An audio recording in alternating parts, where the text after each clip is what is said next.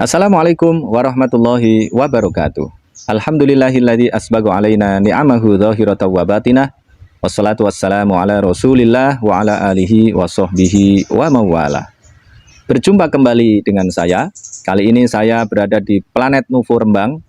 Ini adalah pesantren dan sekolah alam yang saya dirikan untuk membangun karakter kepemimpinan dan kewirausahaan.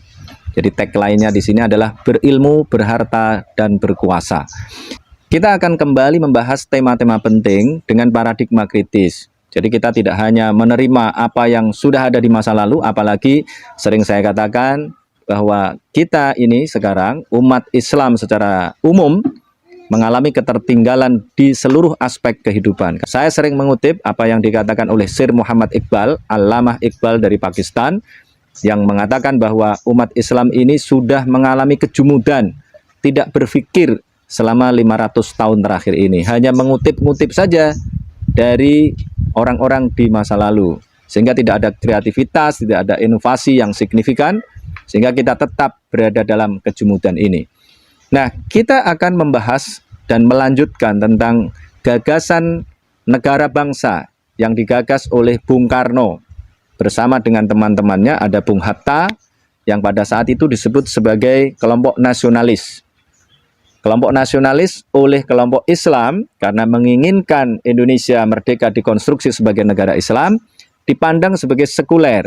Padahal gagasan Bung Karno memang diadopsi dari Eropa yang awalnya sekuler, bahkan ada yang sangat sekuler. Di Turki misalnya sangat sekuler. Kemudian di Perancis sangat sekuler, tetapi ada yang sekulernya tidak ekstrim. Misalnya di Inggris, sekulerismenya tidak ekstrim. Mereka sekuler, tetapi tidak melarang adanya visibilitas agama di ruang publik. Nah, itu yang kemudian didialogkan dalam konteks keindonesiaan. Maka Indonesia dikonstruksi sebagai nation state yang religius berdasarkan Pancasila. Sekali lagi itu adalah bagian dari temuan dalam disertasi saya, perbandingan antara Indonesia dan Turki, yang saya pertahankan pada 13 tahun yang lalu di Universitas Indonesia, di jurusan ilmu politik. Sekarang bagaimana kita bisa mentransformasikan ajaran-ajaran Islam di dalam konteks negara yang bukan negara Islam? Konteksnya adalah nation state yang religius. Sebenarnya dari awal sudah dikatakan oleh Bung Karno, kalau umat Islam berkualitas, apalagi jumlahnya banyak, umat Islam di Indonesia ini adalah umat Islam yang mayoritas. Kalau sampai umat yang mayoritas ini tidak mampu mentransformasikan ajaran-ajaran agamanya dalam konteks kebijakan politik kenegaraan, maka pasti itu ada masalah pada diri umat Islam. Berarti mereka tidak mampu untuk mengambil semangat yang ada di dalam Islam untuk ditransformasikan ke dalam kebijakan politik kenegaraan, dan yang pasti mereka tidak punya skill politik untuk mentransformasikan ajaran Islam itu ke dalam kebijakan politik kenegaraan. Padahal sebenarnya itu sangat mungkin. Kenapa? Kalau struktur-struktur kenegaraan ini dikuasai oleh umat Islam, ada banyak umat Islam yang ada di situ memiliki skill yang baik untuk memahami dan kemudian menjadikan ajaran-ajaran Islam itu sebagai kebijakan politik kenegaraan, ya pasti bisa. Faktanya apa? Yang secara formal nih, misalnya ada undang-undang tentang haji. Itu karena apa? Karena negara memfasilitasi umat Islam, agar umat Islam bisa menjalankan kewajibannya dengan baik. Tetapi apakah cukup dengan itu? Sebenarnya tidak. Dan apakah ajaran-ajaran Islam ini harus ditransformasikan secara formal begitu? Enggak juga.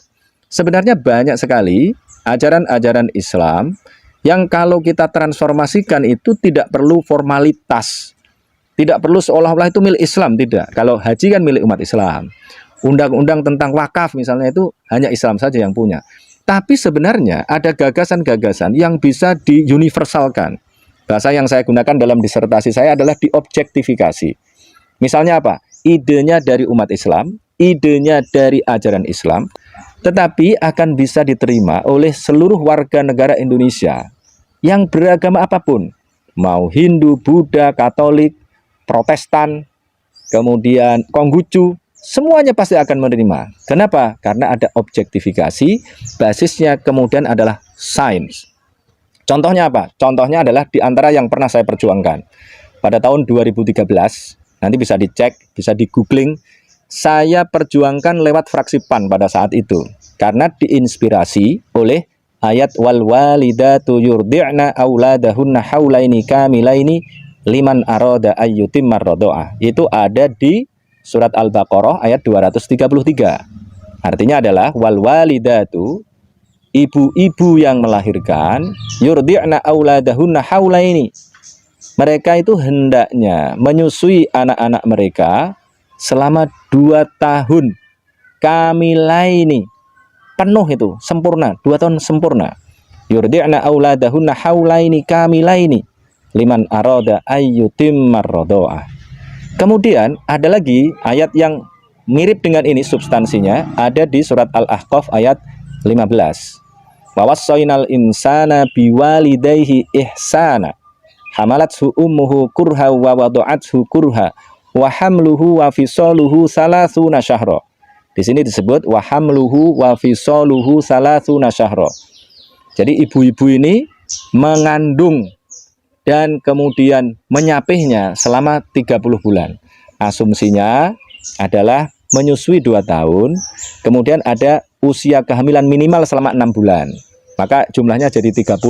24 tambah 6, maka jadi 30. Yang normal kan 9 bulan. Maka oke, berarti ya kira-kira menyusui itu 2 tahun. Kurang-kurang dikit tidak masalah. Tetapi berdasarkan riset juga, ini saya mendapatkan info ini pertama kali dari istri saya, karena istri saya adalah dokter spesialis anak. Istri saya sering berdiskusi dengan saya mengenai tumbuh kembang anak, karena kami sering berdiskusi. Kemudian saya mendapatkan informasi bahwa kalau anak tidak disusui selama 2 tahun, dia berpotensi untuk kehilangan kecerdasannya sebesar 13 poin. Nah, sekarang kita perlu lihat, IQ orang Indonesia itu rata-rata hanya 78,45 saja. Kecil sekali. Nomor 130 dari 199 negara yang disurvei. Ini karena apa? Karena masyarakat Indonesia secara umum rata-rata kekurangan nutrisi. Dan diantaranya saya lihat bukan hanya karena mereka mengkonsumsi daging yang sangat minim sekali. Nih, kalau menjelang kurban ini anak-anak pada senang. Kenapa? Karena akan makan daging. Karena banyak yang makan daging hanya setahun sekali. Nah, kemudian karena asupan nutrisinya tadi kurang, maka kualitas air susunya juga sangat rendah. Banyak juga yang tidak mendapatkan air susu ibu karena ibunya harus bekerja. Kenapa? Kalau kita bandingkan dengan negara-negara maju, pemberian cuti hamil melahirkan menyusui, Indonesia ini ketinggalan jauh sekali. Maka mestinya dengan berdasarkan 2 ayat yang saya baca tadi itu, kita memiliki inspirasi, kemudian melahirkan aspirasi untuk membuat kebijakan politik kenegaraan yang memberikan kesempatan kepada para ibu untuk mendapatkan cuti hamil melahirkan menyusui agar bisa mengurus anak-anak mereka dengan lebih baik. Dengan demikian itu, maka kita akan melahirkan anak-anak yang lebih berkualitas di masa yang akan datang. Jadi bonus demografi betul-betul menjadi bonus, menjadi nilai tambah bagi kita. Tapi kalau kualitas sumber daya manusia yang kita lahirkan adalah sumber daya manusia yang rendah kualitasnya, maka justru mereka akan menjadi beban kita. Nah, inilah yang harus kita pikirkan. Dari mana tadi inspirasinya? Sumber inspirasinya adalah Al-Quran. Setidaknya 2 ayat tadi. Hadisnya banyak juga. Kalau kita baca Sirah Nabawiyah, Nabi Muhammad itu disusui oleh banyak perempuan, banyak ibu-ibu itu. Tidak hanya ibunya sendiri, tapi ada Halimah As-Sa'diyah, kemudian ada pengasuh-pengasuhnya yang memberikan asupan gizi berupa ASI kepada Nabi Muhammad. Kemudian Nabi Muhammad juga makan daging, Nabi Muhammad minum susu. Nah, kita ini tidak demikian. ASI-nya saja tadi sudah kurang. Kenapa? Karena tidak ada kebijakan politik kenegaraan yang memberikan jaminan kepada ibu-ibu untuk tadi menyusui secara cukup sesuai dengan yang diisyaratkan oleh Al-Quran. Nah, kalau kita memiliki wawasan yang bagus tentang Al-Quran, kemudian melakukan riset, kemudian mengobjektifikasinya, kemudian membawanya ke ruang publik tanpa embel-embel Islam bahkan, maka itu akan menjadi kebijakan politik yang bisa diterima oleh semua orang yang agamanya apapun, seluruh warga negara Indonesia, karena negaranya adalah negara nasional tadi itu, negara kebangsaan yang religius, mereka akan tetap menerima. Tetapi kalau kita membawa embel-embel agama, kadang-kadang bisa ditolak oleh kelompok lain, oleh orang-orang yang beragama lain. Maka dalam konteks ini, sains bisa menjadi titik temu. Maka kalau kita di dalam konteks negara kebangsaan yang religius ini sudah berhasil mencapai titik temu, kita bergaul dengan banyak orang sebagai seluruh warga negara Indonesia tanpa sekat, sara. Nah, itu sudah bagus. Itu adalah awal yang bagus untuk saling memahami.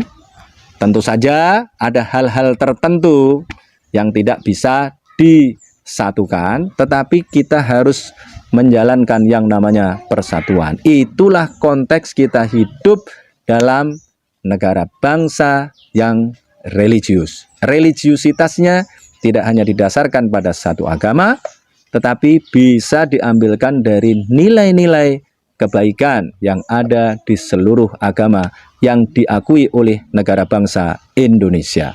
Demikian yang saya sampaikan. Wabillahi taufiq wal hidayah. Wassalamualaikum warahmatullahi wabarakatuh.